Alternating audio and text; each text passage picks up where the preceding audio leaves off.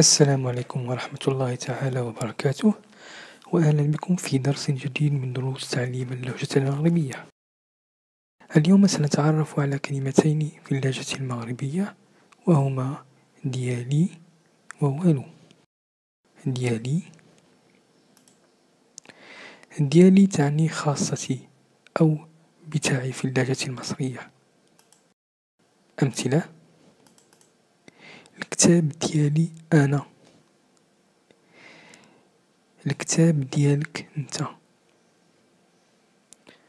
الكتاب ديالو هو، الكتاب ديالها هي، الكتاب ديالنا حنا، الكتاب ديالكم نتوما، الكتاب ديالهم هما. وعند السؤال نقول: الكتاب ديال من؟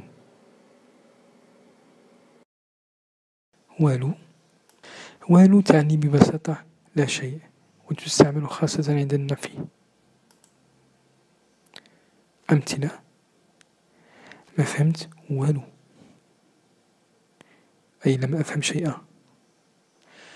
ما قلتي والو، أي لم تقل شيئا.